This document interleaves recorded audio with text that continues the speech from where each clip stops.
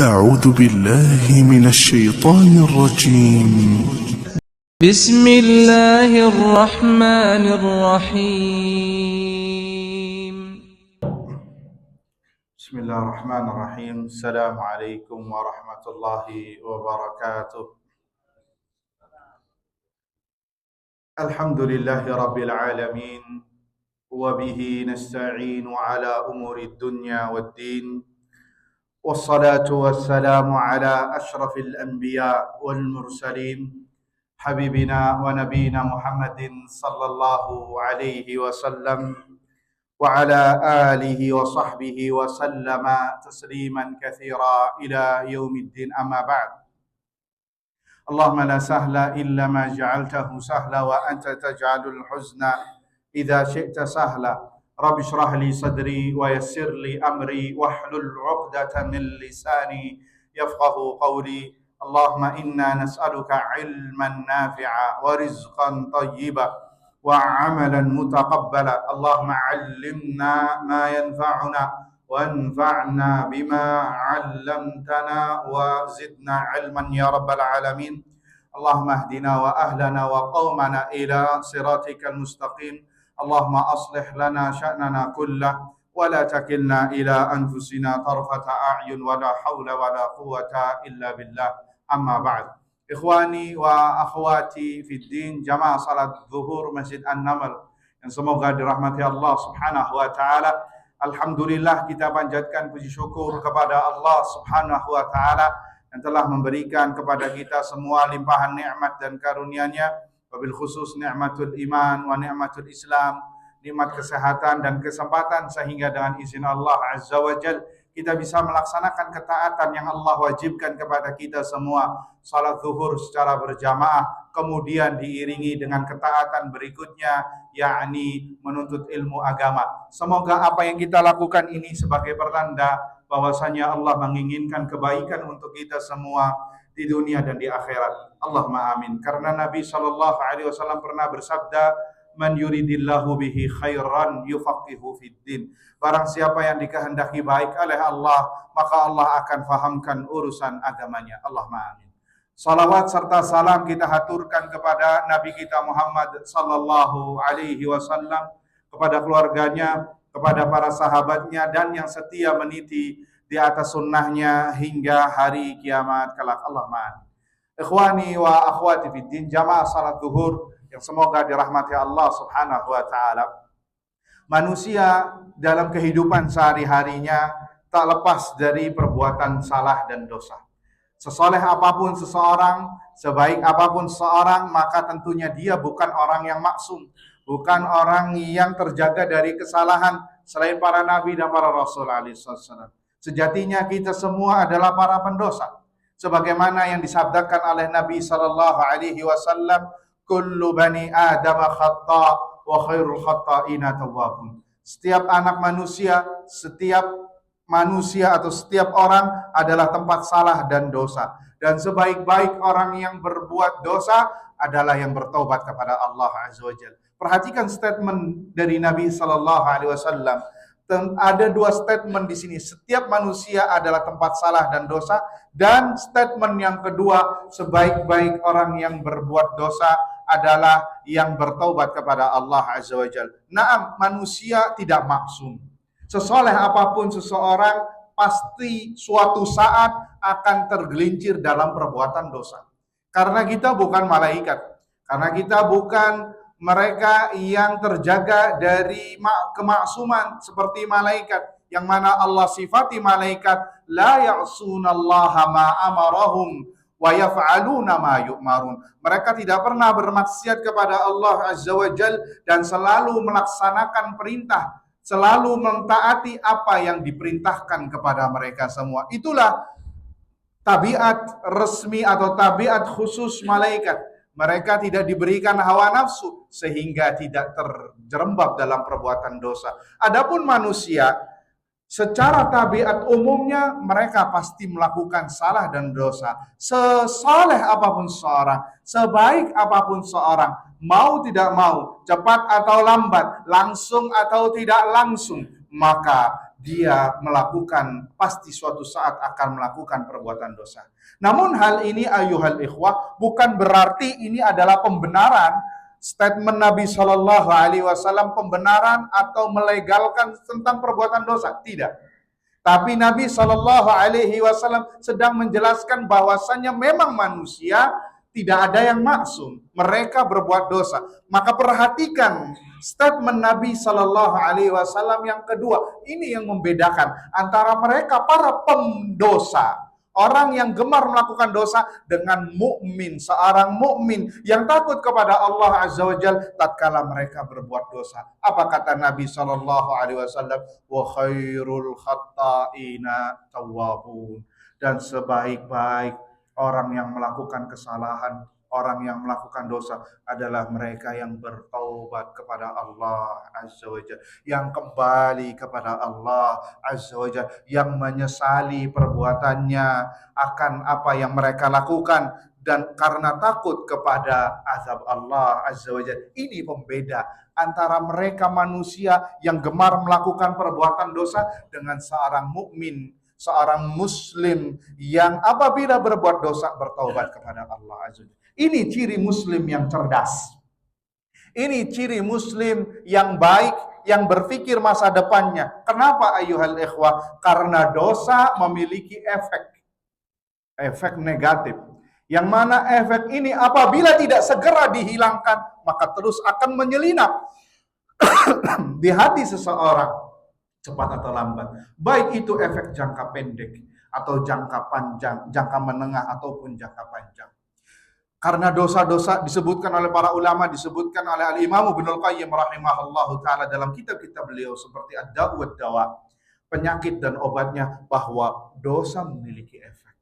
Baik efek kepada jasadnya, sering sakit-sakitan misalkan, karena di antara tabiat dosa akan melemahkan tubuh, akan melemahkan fisik, kemudian akan mempersempit jalur rizki yang Allah berikan kepadanya. Disebutkan dalam sebuah perkataan, innal abda la yuhramu minar rizki bidzambin yusibuhu. Sesungguhnya seorang hamba akan diharamkan dari rizki disebabkan karena dosa yang ia lakukan. Ini diantara efek dari efek dosa, membuat seorang miskin, membuat orang menjadi tidak lancar rizkinya. Mana dalilnya? Dari surat At-Talaq ayat 3. Wa man yattaqillaha yaj'al lahu makhraja wa yarzuqhu min haitsu la yahtasib. Barang siapa yang bertakwa kepada Allah Azza wa Jalla, maka Allah akan berikan solusi di setiap urusannya dan diberikan rizki dari jalan yang tidak disangka-sangka. Ini adalah mereka orang yang bertakwa kepada Allah, yang menjalankan perintahnya dan menjauhi segala larangannya. Berarti kebalikannya, kata para ulama, siapa saja yang tidak bertakwa, yang menerjang larangan Allah Azza wa Jalla, yang meninggalkan kewajiban yang Allah wajibkan kepadanya, maka kehidupannya berbalik dari ayat ini, akan dipersulit kehidupannya, akan dipersulit urusannya, tidak kelar-kelar. Kenapa? Efek dari dosa. Kemudian yang kedua, akan dimiskinkan oleh Allah Azza wa Jalla disebabkan dosa yang ia lakukan. Ini diantara efek dari efek dosa. Satu efek ini saja seharusnya membuat seorang menjadi takut, menjadi mengerikan. Kenapa? Karena semua orang butuh rizki dari Allah Azza wa Jalla. Semua orang butuh, ingin hidup nyaman. Semua orang pengen hidupnya baik, tidak ada kesusahan. Maka dari ini saja membuat dia, apabila dia bertaubat, apabila dia melakukan perbuatan dosa, dia tidak terus-terusan, segera bertaubat kepada Allah Azza wa Jalla agar diampuni dosanya. Dan yang kedua, agar efek-efeknya itu menghilang. Dan banyak sekali, kalau kita ingin sebutkan efek-efek dosa, ratusan bahkan ribuan. Penyakit datang tak kunjung berhenti, nggak sembuh-sembuh. Ini disebutkan ulama bagian dari efek dosa. Hati yang keras, hati yang gersang, kemarau, tidak pernah disirami dengan rohani. Sehingga kita dapati ada orang yang glamor hidupnya, kaya raya, namun mengakhiri dengan bunuh diri. Kenapa? Padahal permasalahannya sepele, karena hatinya neraka jahanam. karena hatinya selalu dirundung dengan gelapnya dosa sehingga dia hidupnya pun gelap. Dan ini banyak terjadi di orang-orang kafir, bahkan orang-orang muslim yang lemah imannya. Waliyadzubillah. Khawani fiddin azani Allah wa iyyakum. Efek terbesarnya dari dosa adalah mendapatkan hukuman Allah berupa azab.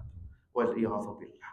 Berupa azab Allah baik di dunia maupun di akhirat. Sebenarnya itu semua adalah hukuman Allah yang tadi telah kita sebutkan. Namun kita kurang menyadarinya. Mendapatkan musibah itu tiada lain di antara sebabnya karena efek dosa. Kata Ali bin Abi Thalib radhiyallahu taala anhu, "Ma nazala al-bala'u illa bi dzambin wa ma rufi'a illa bi taubah." Tidaklah musibah datang itu kecuali karena dosa yang ia lakukan dan tidak diangkat kecuali dengan bertaubat kepada Allah Subhanahu wa taala. Di antara efek dosa adalah sukar melaksanakan ketaatan kepada Allah Azza wa Jalla. Untuk sholat 5 waktu tepat pada waktunya berat sekali. Kalaupun ingin melaksanakan sholat, ingin cepat-cepat selesai. Imam berangan-angan, makmum berangan-angan agar imam cepat salam dan selesai keluar dari masjid.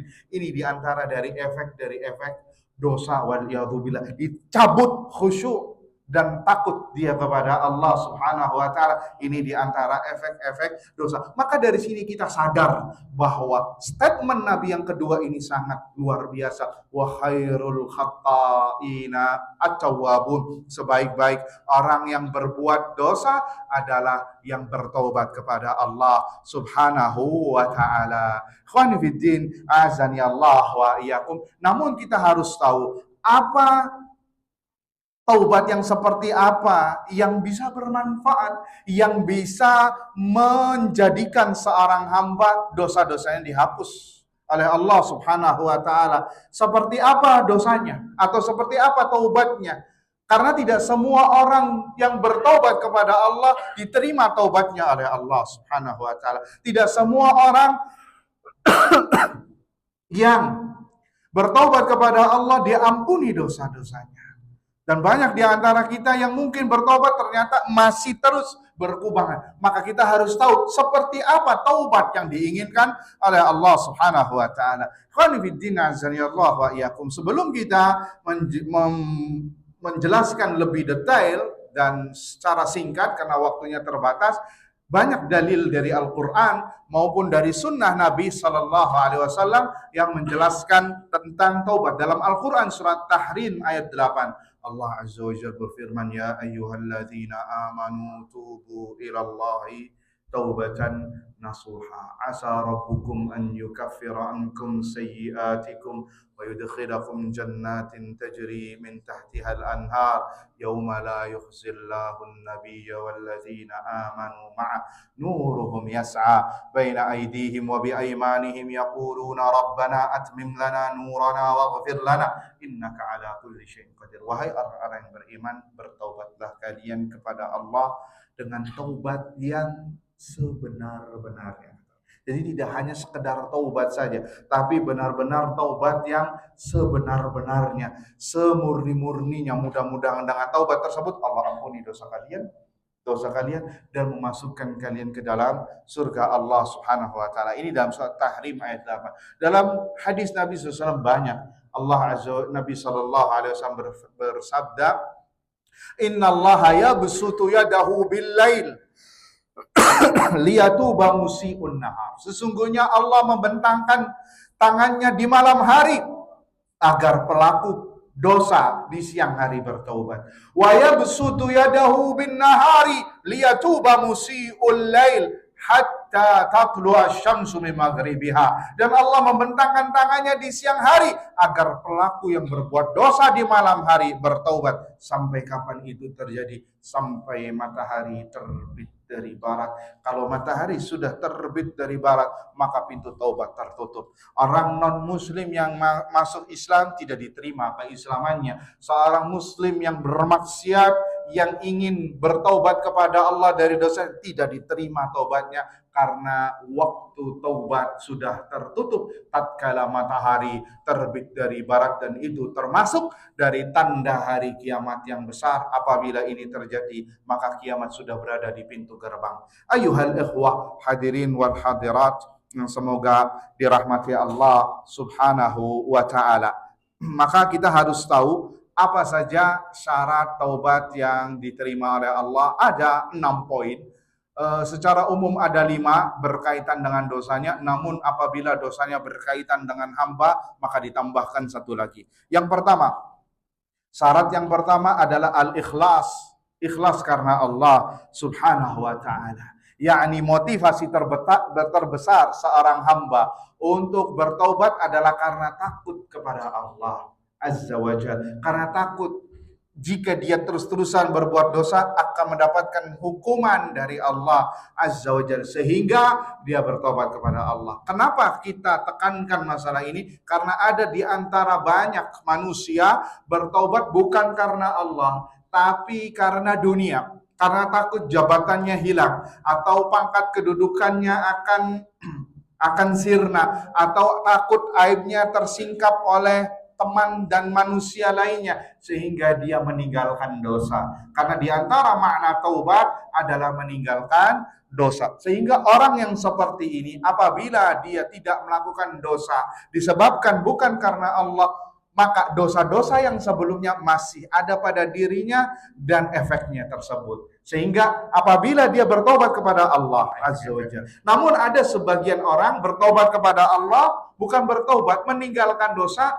karena khawatir kalau melakukan dosa itu lagi akan tersingkap aibnya, sehingga jabatannya bisa hilang dan pekerjaannya pun juga bisa hilang, sehingga dia menutup dirinya. Maka orang yang seperti ini belum dihapuskan dosanya serta efek-efeknya.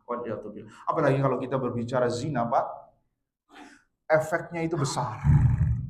Bahkan kata Imam Syafi'i rahimahullah ta'ala, kalau tidak salah mengatakan, zina itu dain, hutang yang harus dibayarkan. Anda berzina dengan seorang wanita yang mana itu adalah seorang ibu dari anak-anak, maka khawatir suatu saat ibu Anda akan dizinahi juga.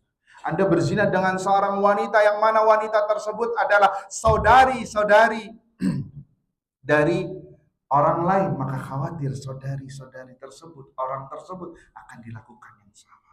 Anda berzina dengan seorang wanita yang mana wanita ini adalah seorang anak perempuan dari kedua orang tuanya, maka khawatir anak Anda pun akan dilakukan.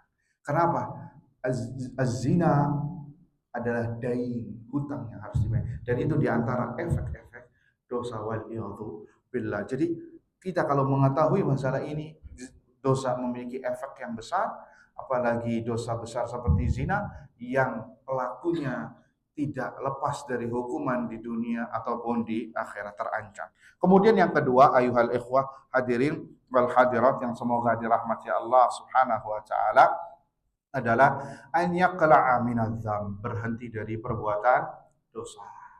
Karena ini konsekuensi orang yang bertobat kepada Allah Subhanahu wa taala, berhenti dari perbuatan dosanya. Sehingga orang yang bertobat tetapi masih melakukan perbuatan dosa tersebut, maka dia belum dihukumi orang yang bertobat. Karena konsekuensi orang yang bertobat adalah meninggalkan perbuatan dosanya.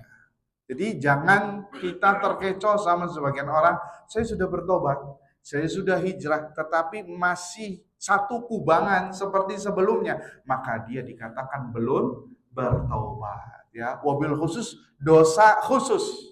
Ada berhenti dari totalitas dosa, ada berhenti dari dosa khusus. Misalkan dia minum khamar, maka taubatnya adalah dia harus meninggalkan minum khamar. Kalau dia masih melakukannya, maka dia tidak dikatakan bertobat dari minum khamar. Karena apa? Konsekuensi taubat adalah meninggalkan perbuatan dosa. Kemudian ayuhal ikhwah, syarat yang ketiga adalah an yandama ala ma madha, menyesali perbuatan yang telah ia lakukan. Ini diantara syarat yang asas adalah penyesalan terhadap perbuatan dosa. Dia menyesal kenapa dia melakukan perbuatan dosa tersebut.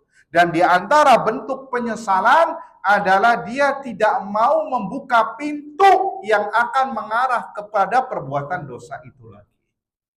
Dan di antara tandanya juga tidak mau mengungkit-ungkitnya kembali. Kenapa? Karena dia sudah benci terhadap dosa tersebut dan menyesalinya. Ini perlu diperhatikan. Kenapa? Karena sebagian orang sudah taubat, sudah berhijrah, tetapi masih hobinya menceritakan tentang masa lalunya yang buruk. Contohnya, ketika dia melewati kafe yang dulu dia bermaksud di sini, nih saya pernah minum Homer ini di kafe ini, itu rasanya enak banget. Dan itu hari-hari yang indah yang pernah saya dapatkan.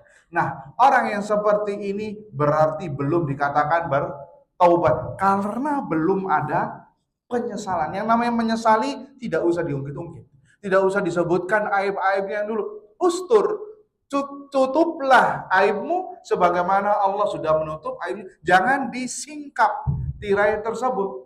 Sebagaimana Anda tidak ada yang mengetahuinya kecuali Allah dan Allah menutupi aib Anda, sudah. Tidak usah dibongkar kembali. Ini kenapa? Karena hati manusia itu lemah. Kalau kita mengungkitnya, khawatir nanti rindu kepada masa lalu yang kelak akhirnya berbalik lagi. Waliyadzu billah. Kemudian syarat yang keempat adalah berazam untuk tidak mengulanginya kembali. Ya, berazam untuk tidak mengulanginya kembali. Perhatikan bahwa ulama tidak mengatakan tidak boleh mengulanginya lagi, tidak. Tapi para ulama mengatakan berazam untuk tidak mengulanginya kembali, bertekad bulat. Apa bedanya? Bedanya adalah masalahnya. Kalau ulama mengatakan tidak boleh mengulangi kembali, maka apabila suatu saat Anda mengulanginya kembali, karena hati manusia itu lemah, terkadang apalagi kalau imannya lagi surut dan dia lemah di hadapan syahwat, bisa jadi jatuh ke lubang yang sama, maka tobat yang kemarin di-cancel. Kenapa? Syaratnya tidak boleh mengulangi kembali dan ini sulit. Tapi yang ada, yang benar adalah berazam untuk tidak mengulanginya kembali. Dan itu antara Anda dengan Allah Azza wa Jalla. Bertekad bulat. Kapan? Ketika bertobat. Ya Allah, saya tidak mau minum khamar kembali. Saya berazam untuk tidak mengulanginya kembali. Kapan? Ketika bertobat 100%. Bukan setengah-setengah, 50-50. Atau 70-30. Enggak, 100%. Berazam. Sudah melakukan perbuatan yang sama, taubat yang kemarin masih berlaku. Dan ini ditulis dosa baru dan membutuhkan taubat yang baru. Apa bedanya? An-niyah. Masalah apa? Kejujuran niat Anda tatkala bertobat kepada Allah Subhanahu wa taala. Kemudian syarat yang kelima, ayuhal ikhwah, bertobat pada waktunya. Karena taubat memiliki waktu sebagaimana tadi telah kita singgung. Dan waktu taubat ada dua, ada waktu umum dan ada waktu khusus. Waktu umum tatkala matahari terbit dari barat. Dan yang mana itu tanda dari hari kiamat besar, yang mana jumlahnya ada 10. Kalau sudah matahari terbit dari barat, orang non-muslim masuk Islam tidak diterima. Orang muslim yang bermaksiat tidak diterima. Kemudian waktu yang khusus kapan? Tatkala nyawa sudah berada di tenggorokan. Apabila dia bertaubat kepada Allah Azza wa Jalla, maka tidak diterima taubatnya sebagaimana taubatnya Fir'aun. Yang di akhir hayatnya Fir'aun itu mengatakan la ilaha illallah, Pak. Fir'aun di akhir hayatnya ketika tenggelam mengatakan apa? La ilaha illallah. Tapi diterima apa tidak? Tidak diterima. Dalilnya apa? Dalam Al-Quran Allah mengatakan tentang Fir'aun, falamma adrakahul gharaqu qala amantu annahu la ilaha illalladzi amanat bihi banu Israel wa ana minal muslimin. Fir'aun mengatakan ketika ditenggelamkan di Laut Merah, ya, mengatakan apa? Amantu, aku beriman bahwasanya tiada Tuhan yang berhak disembah kecuali Tuhannya Bani Israel, maksudnya Allah Azza wa Jalla, dan aku termasuk orang-orang yang berserah diri, muslimin, muslim, berserah diri. Itu lihat, Fir'aun mengatakan kalimat ini. Makanya jangan diputus ayatnya, Pak. Kalau diputus kita katakan Fir'aun mukmin, padahal dia kafir. Apa kata Allah Azza wa Jalla? Al-ana wa qad asaita qablu wa kunta minal mufsidin. Ente baru sadarnya sekarang, Fir'aun. Kemana saja? Bahasa kitanya ya, kemana saja? Baru sekarang ente sadar. Padahal Anda ini banyak melakukan kerusakan di muka bumi alias tidak diterima oleh Allah Subhanahu wa taala. Fal yawma nunajjika bi badanika litakuna liman khalfaka ayah wa inna katsiran minan nasi an ayati ghafilun. Dan pada hari ini kami angkat jasadmu, kami awetkan, tidak menjadi tengkorak, tidak menjadi rusak, biar menjadi tanda ayat-ayat kebesaran kami. Ini contoh orang yang durjana kepada Rabb-nya sebagai pelajaran bagi mereka yang kafir kepada Allah Subhanahu wa taala seperti Fir'aun. Makanya dalam ayat lain, adkhilu ala fir'auna asyaddal azab. Masukkan Fir'aun nanti di hari kiamat ke neraka dengan azab yang paling besar. Waliyadu billah. Sehingga kata para ulama, orang yang bertaubat ketika nyawa sudah berada di tenggorokan, maka tidak diterima. Adapun sebelumnya, maka masih diterima. Kemudian juga ada yang mengatakan, Ustaz, bagaimana dengan orang yang sudah divonis oleh dokter bahwasanya umurnya tinggal 5 hari lagi atau sebulan lagi karena punya penyakit kronis, punya cancer kah atau AIDS kah dan lain sebagainya, maka kemudian kata dokternya Anda umurnya tinggal sebulan, maka bertobat kepada Allah. Akhirnya ingat tobat. Apakah yang seperti ini dikiaskan dengan orang yang nyawanya di tenggorokan? Jawabannya tidak. Karena selagi nyawa belum berada di tenggorokan, maka jika dia bertobat maka diterima oleh Allah Azza wa Jalla. Karena perkiraan dokter tidak semuanya benar, iya tidak Pak? Berapa banyak orang yang menjatuhkan vonis kepada pasiennya, umurnya sekian, ternyata yang menjatuhkan vonisnya yang mati lebih dahulu. Ya, karena umur ada di tangan Allah Azza wa Jalla. Yang terakhir, ayuhal ikhwah, hadirin wal hadirat yang semoga dirahmati Allah Azza wa Jalla. Syarat yang terakhir ini syarat tambahan apabila dosanya berkaitan manusia. Kalau yang 5 syarat tadi apabila antara Anda dengan Allah Azza wa Jalla, seperti sholatnya kurang baik, meninggalkan kewajiban, melabrak larangan. Namun yang keenam, apabila dosanya berkaitan hak manusia, mengurangi hak manusia, baik itu secara materi atau non materi, maka syaratnya wajib mengembalikan hak tersebut atau meminta maaf, atau mengembalikan plus meminta maaf. Ini wajib. Jika tidak, maka dia tidak dianggap bertaubat kepada Allah Azza wa Jalla. Mengembalikan haknya apabila haknya tersebut yang dirampas adalah materi, seperti mencuri HP, jambret, atau mencuri barang, mencuri tanah, ya, mengklaim tanah sepihak padahal itu bukan tanahnya. Walaupun di dunia dia dimenangkan, tapi ingat di akhirat tidak ada yang dimanipulasi. Maka taubatnya wajib dia untuk mengembalikan barang yang ia rampas tersebut. Jika tidak, maka belum dikatakan bertobat kepada Allah Azza wa Jalla. Ya fulan, ini dulu saya pernah mengambil HP-mu, saya pernah mengambil barangmu, ini saya kembalikan. Kalau dia mengatakan ya sudah, saya terima, maka itu sudah selesai. Tapi kalau dia mengatakan saya minta maaf, barangmu sudah hilang yang pernah saya curi, kemudian dia mengatakan ya saya terima tapi mohon maaf ganti barangnya, maka wajib bagi dia untuk mengembalikan dan meminta maaf. Itu apabila yang dirampas adalah apa? Materi. Namun kalau yang ia lakukan adalah non materi, seperti ghibah, menggunjing, namimah, mengadu domba, mencela, memfitnah, melaknat dan yang semisalnya, maka wajib bagi dia untuk meminta maaf. Jika tidak, maka hitung-hitungannya nanti di hari kiamat. Nabi SAW bersabda, "Man kanat lahu mazlamatun li akhihi min irdihi aw syai' falyatahallal minhu al-yawma qabla an la yakuna dinarun wala dirham." Barang siapa yang pernah melakukan perbuatan zalim kepada saudaranya, entah itu tentang kehormatannya atau yang semisalnya, maka segera ia lakukan minta maaf sekarang di dunia. Sebelum datangnya hari kiamat yang mana mata uang, dinar dan dirham pada saat itu tidak diterima. Alias nanti hitung-hitungannya di hari kiamat, hati-hati. Yang mana nanti ada orang bangkrut tuh, yang kebaikannya akan diambil atau keburukan orang tersebut akan dilemparkan kepada orang yang menzaliminya, hati-hati.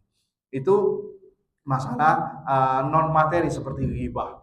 Jadi harus terus terang kepada orang yang pernah ia ghibahi. Ustaz, gimana cara kami terus terang? Karena bingung. Karena kalau kita terus terang, nanti yang ada semakin ruwet perkaranya, semakin runyam, bahkan orangnya bisa tersinggungan atau nanti kita musuhan selama 7 turunan. Kalau kita, masa gimana Ustaz? Saya pernah gibahin antum. Maka dalam hal ini para ulama memberikan spesifikasi bahwa apabila orang yang digibahinya sudah tahu, ya, ada Pak Budi, ada Pak Agus, ada Pak Helmi. Saya ambil namanya random ya, mohon maaf kalau namanya ada di sini. Pak Budi menggibahi Pak Agus di depan Pak Helmi. Maka Pak Helminya sudah tahu nih bahwasannya siapa yang tadi yang gibah? Pak Agus ya. Pak Agus menggibahinya depan Pak Helmi, maka wajib bagi Pak Agus untuk meminta maaf kepada Pak Helmi. Karena apa? Pak Helminya sudah tahu, wajib. Ya, dan itu harus gentleman ya, harus karena dia telah melakukan perbuatan dosa. Namun jika keadaannya Pak Helmi tidak tahu bahwasannya Pak Agus pernah menggibah, menggunjing di hadapan Pak Budi, maka ada dua opsi. Jika Pak Agus tahu Pak Helmi ini kalau dia terus terang tidak terjadi efek yang dikhawatirkan seperti tidak baper, tidak tersinggung, tidak kecewa, bahkan cenderung akan memaafkan, maka wajib bagi Pak Agus untuk meminta maaf langsung kepada Pak Helmi.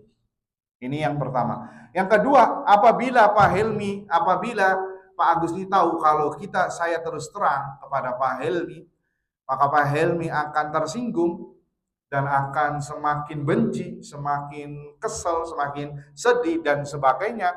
Maka kata para ulama, tidak wajib bagi Pak Agus untuk meminta maaf. Akan tetapi wajib bagi Pak Agus untuk mendoakan di belakang Pak Helmi. Ya Allah, ampunilah dia. Ya Allah, rahmatilah dia. Ya Allah, masukkanlah dia ke dalam surga sebanyak-banyaknya. Kemudian di antara lain mengatakan wajib Pak Agus untuk membersihkan nama Pak Helmi di hadapan Pak Budi. Karena digibahinya di majelisnya Pak Budi. Kalau Anda gibahinya dengan jumlah orang segini, maka wajib Anda untuk menjelaskan nama orang tadi di hadapan majelis seperti ini. Jadi itu korelasi. Jika tidak, atau ini konsekuensinya, jika tidak, nanti hitung-hitungannya di hari kiamat. Karena hak manusia jika tidak ditunaikan di dunia, maka akan ditagih di akhirat. Berbeda dengan hak Allah. Hak Allah Ghafurur Rahim. Kalau Anda tidak menunaikan hak Allah, Anda bertobat, maka urusan Anda dengan Allah. Tapi kalau masalahnya dosanya manusia, Anda bertobat kepada Allah, tapi hak manusia pernah Anda cabut, maka Allah tidak tinggal diam. Nanti ada pengadilan Allah Subhanahu wa taala sebelum orang masuk surga. Bisa jadi orang tidak jadi masuk surga disebabkan dosa-dosa sesama manusia, riba, zalim, memukul, memfitnah, komentar negatif di internet. Jangan dikira komentar itu tidak dihisab, semuanya akan dihisab oleh Allah Subhanahu wa taala. Menyinggung, memfitnah, kalau ngomong nyelekit, ya tidak dipikir dulu, bodoh amat sebagian orang, semau gue ya, mau dia nyelekit, mau tersinggung apa tidak, bukan urusan saya. Iya, tapi akan nanti menjadi urusan kamu nanti di hari kiamat, akan membuat ruwet nanti di hari kiamat. Waliyadzubillah. Ingat, az-zulmu zulumatun yaumal qiyamah. Kezaliman adalah kegelapan nanti di hari kiamat. Jadi barang siapa yang mempunyai kezaliman sesama manusia, maka segera selesaikan sekarang. Jika tidak, nanti akan menjadi sebuah kesusahan kelak bagi seorang tersebut di hari kiamat. Waliyadzubillah. Ini saja yang bisa disampaikan, mudah-mudahan bermanfaat. untuk kita semua, dan semoga kita termasuk orang-orang hamba Allah Azza wa Jal yang bertaubat kepadanya. Allahumma amin, amin ya rabbal alamin. Sekian kami serahkan. Sudah selesai, kita tutup saja. Baik. Semoga bermanfaat, dan kita tutup dengan doa kafaratul majlis. Subhanakallahumma wa bihamdika asyhadu an la ilaha illa anta astaghfiruka wa atubu ilaik. Wassalamualaikum warahmatullahi wabarakatuh. أعوذ بالله من الشيطان الرجيم. بسم الله الرحمن الرحيم